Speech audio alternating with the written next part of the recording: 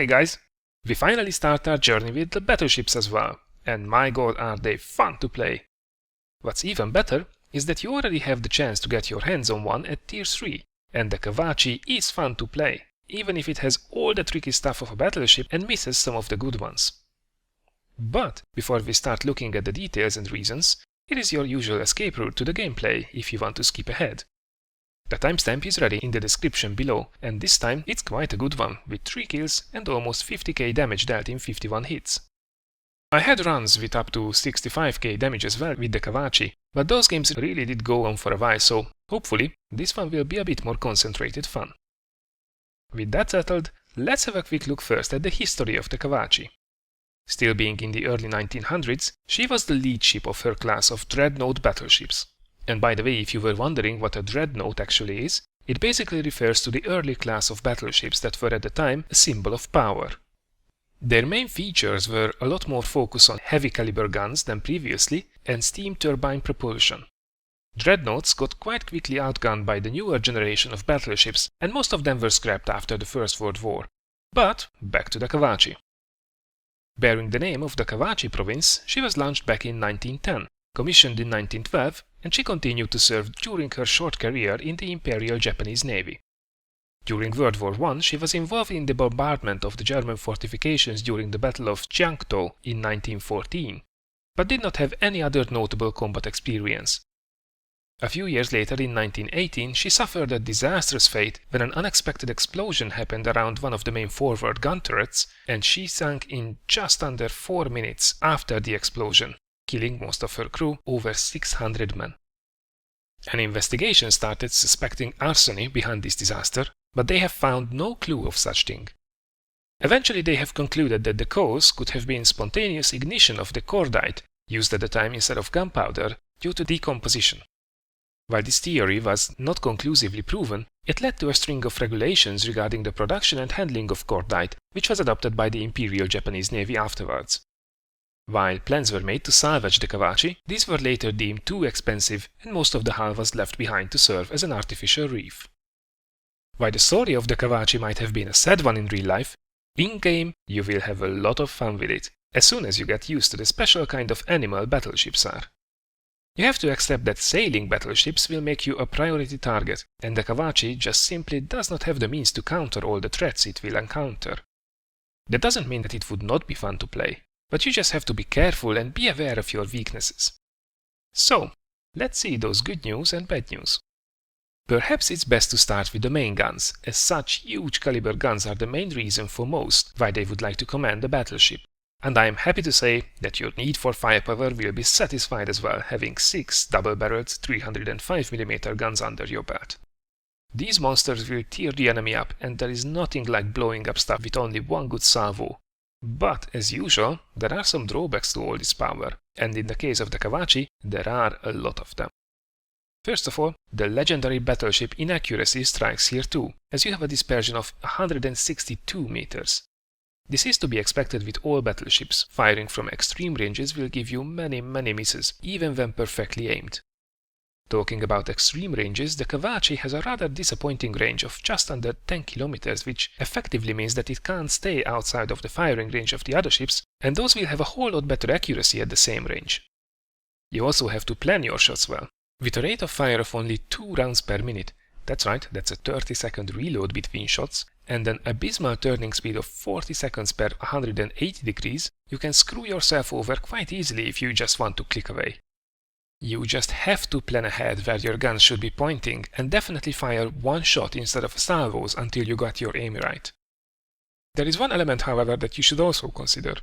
Such huge caliber HE shells have a whopping 29% chance of setting the enemy on fire, so definitely switch to them if you have something large and squishy like a CV on the horizon.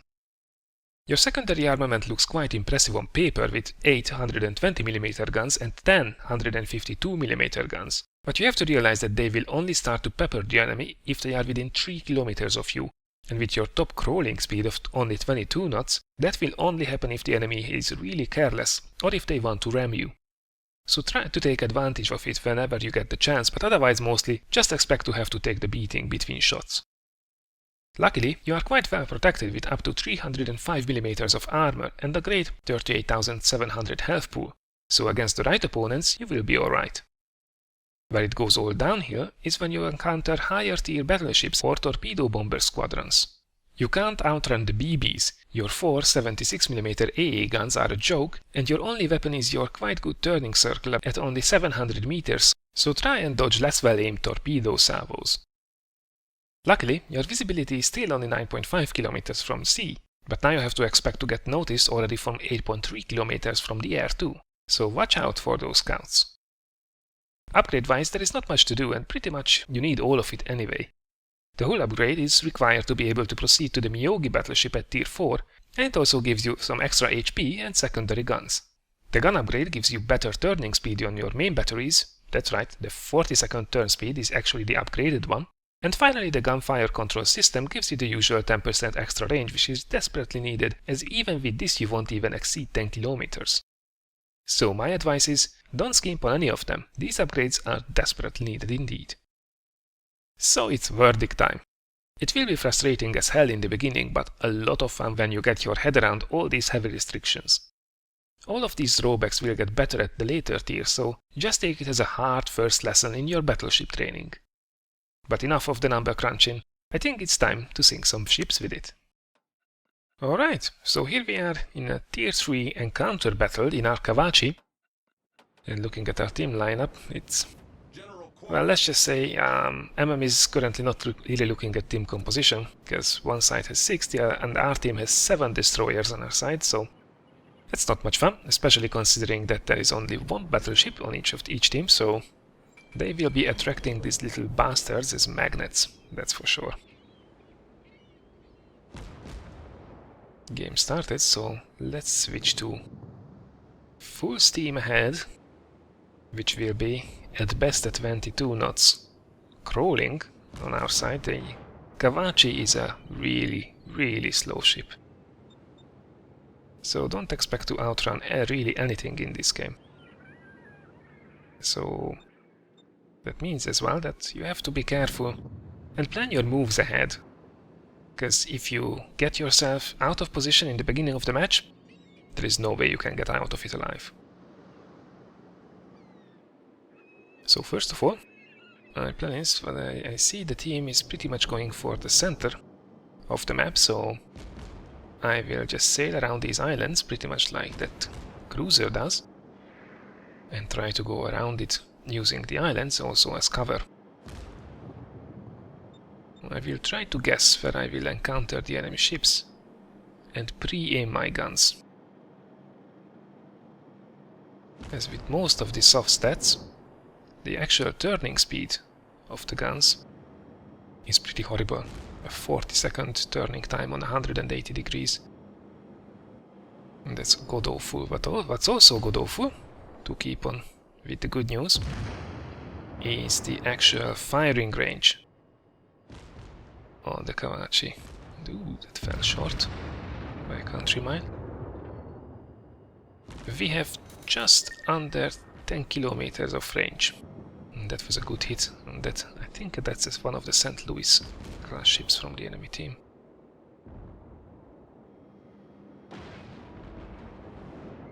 So you have the same range as most of the cruisers that you will encounter, but you have almost an accuracy that's more than double worse. They have, I think, around 95 meter dispersion.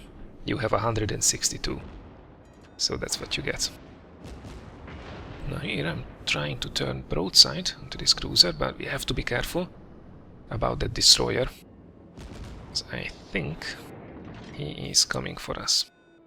Laying there in ambush, and we should be able to get some shots over the mountain here, but I fully anticipate that he will reverse faster than this. He is almost stationary. So miscalculate and miscalculate again, which is quite unfortunate. I really shouldn't be doing this. One shot at a time, and when it aligns perfectly, then unleash the salvo, because now I have to wait 30 seconds for a reload, which is god awful. Okay, I think he is now stationary, because the burning chimneys indicate that his engine has been knocked out, and he's on fire. He has all kinds of problems. It was not really an impressive hit. Start taking fires. So I'm switching to HE. And oh shit. Yeah. I really should have paid more attention to that destroyer. Now, at this stage, there is absolutely zero chance for me to avoid these torpedoes, and I have to swallow 2 of it. So quickly repair. And you will see me doing something really stupid throughout the game. Ah, that's better. I knocked pretty much everything out on the ship, set it on fire, and did almost 4,000 damage, so it's not a bad one. So, yeah. Battleships have the possibility to actually repair on the battlefield, at least for a portion of their health. And I completely forgot to use it in my excitement that I finally drive a battleship, so... Yep, noob. I'm not saying that the outcome of this match could have been different, but it definitely didn't help. So that's the first kill. Yeah, he couldn't really escape. And as soon as he was disabled, he was dead meat. Pretty much. You did see that how close we had to go, so our secondary guns could engage him as well.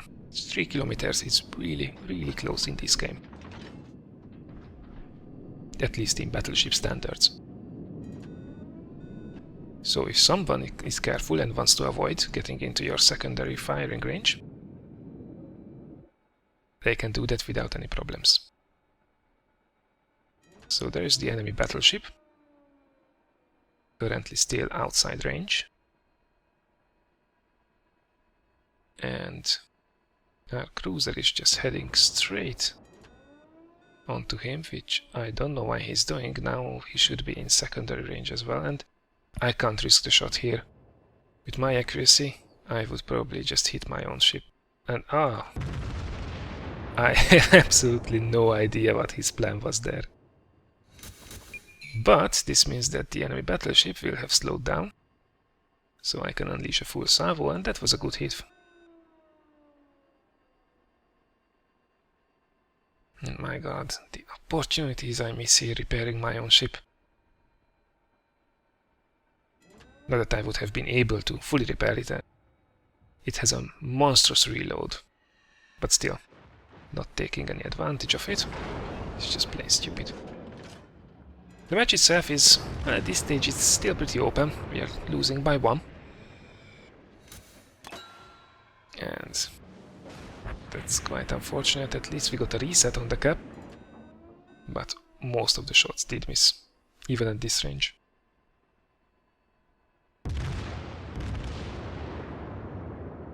Firing AP here, trying to penetrate, and that's good. The gun knocked out, and we also did about 3,000 damage, so that's exactly what I want to get. Quick re-aim again, unleash second salvo.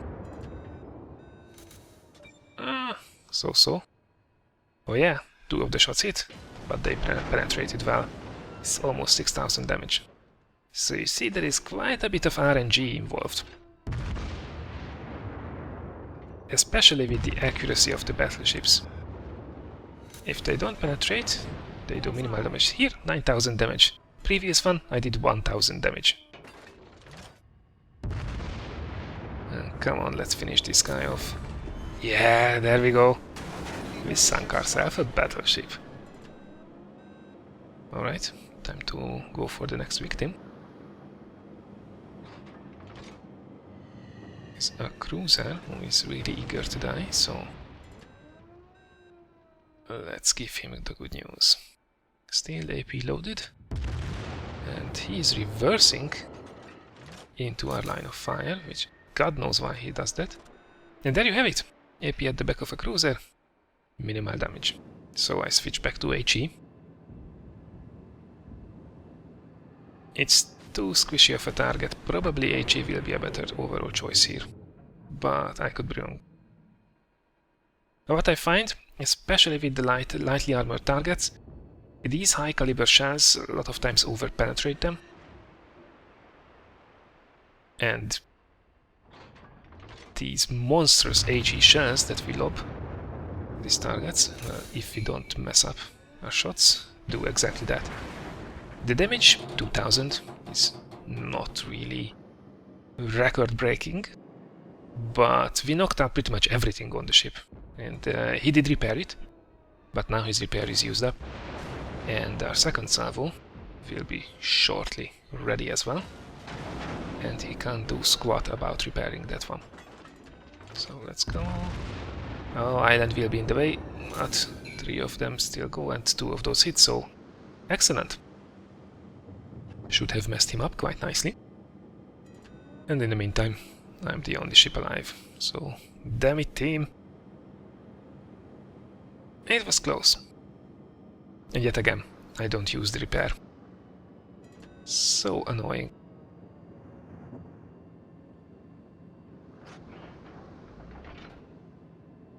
So let's go around this island and we can pretty much expect to be greeted with a salvo as soon as we come around this island.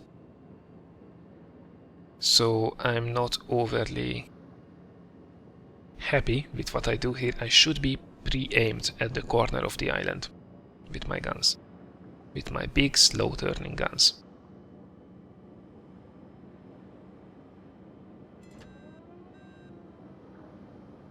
Yep, there we go. It should be already positioned. It's not the end of the world, but okay, let's see what we can do. Now, that was better. But as he was stationary, I should have more aimed towards the middle. And now he's already in our secondary gun range as well. And there is a destroyer too, which is not good. Not good at all. Destroyers are the banes of battleships, especially damaged ones like myself. But look at the inaccuracy of the secondary batteries. It goes left, right and center. I mean, sure, slowly it ticks down, but it's not really the concentrated fire you can put down with your main guns, that's for sure. And he's on fire, he's taking damage from my secondary guns as well. Torpedoes in the water, but that was a really bad shot. I don't know what he was aiming there. And we are about to get into island cover once again. Come on, let's finish him. And that was a good one. There he goes. Alright, third kill. But now we are just around 4000 HP. This is not good. And we have a destroyer on our tail. And I think that was the other St. Louis, unfortunately, that's left on the other side of the island. And he has a lot of guns. Well, there we go, that's him. And we take a big hit and we are decimated at this stage. We get one more salvo off, but there we go. Unfortunately, that's the end of it, but it was still a good run in the Kawachi. It was not perfectly played, but we scored 51 hits. Did sink 3 ships. So that was worth 69,000 credits, which is nice. 1200 base XP. And yeah, our team didn't do amazingly well. At least that allowed us to score first place, and there is it. Quite nicely done. The secondary guns didn't do much damage. But our main guns, both with AP and with HE shells, we were able to put down some effective fire. So there you have it, the Kawachi. Quite a lot of fun to play. So that was my quick rundown on the Kawachi, the entry-level Japanese battleship at Tier 3. If you did like it, please consider liking or sharing the video as it helps a lot. Next up, we will have another big guy, the USS Independence aircraft carrier at Tier 5. And finally, we will close the week with some light cruiser action with the Chikuma on the Japanese tech tree. Take care guys, and I see you on the battlefield.